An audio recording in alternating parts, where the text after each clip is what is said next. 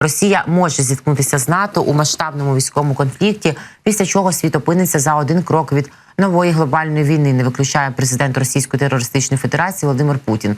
Я думаю, каже він, все можливе в сучасному світі, але я вже говорив, і це зрозуміло для всіх, що це буде за один крок від повномасштабної Третьої світової війни, сказав Путін за підсумками своїх так званих президентських виборів, хоча він і поклав початок більше 10 років тому, чому вони сьогодні радіють незаконній анексії Криму, Третій світовій війні, та й раніше, з 2008 року, анексуючи незаконну територію Грузії. При цьому Путін обмовився, що в такому повороті подій ніхто в світі не зацікавлений в ядерній війні.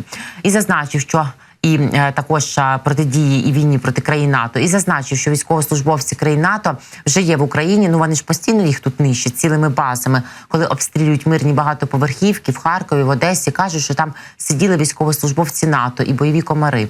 І нічого хорошого для них там немає, говорить Путін. Вони гинуть у великій кількості. Та, бачите, вони ж завжди їх просто пачками.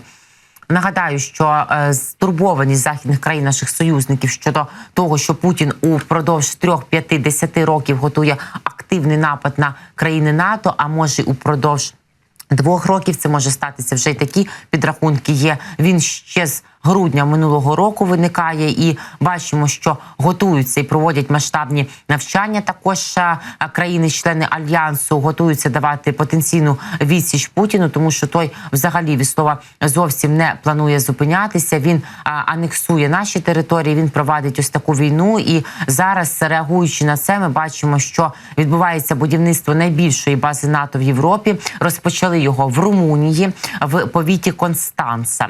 Вартість цього будівництва 2,5 мільярди євро. База матиме площу 2800 гектарів і загальний периметр 30 кілометрів. Вона буде обладнана злітно-посадковими смугами, ангарами для літаків, об'єктами для зберігання та розміщення озброєння, паливно-мастильних матеріалів, тренажерами, школами, дитячими складами, магазинами та лікарнями. І там зможуть постійно проживати до 10 тисяч військовослужбовців НАТО та членів їхніх сімей. Ну і я нагадаю, що НАТО проводить найбільш масштабні навчання з початку часів Холодної війни, тому що ось ці побрязкування Путіним своїми загрозами НАТО, а також ядерною зброєю без кінця і без краю, і Третьої світової, і не тільки, то всі це враховують уже, аби не допустити його просування, бо ж всі розуміють, що він не зупиниться на цьому, бо саме його переобрання на чергові терміни, а Конституцію, відповідно до якої він діє, бо сам її переписав, він себе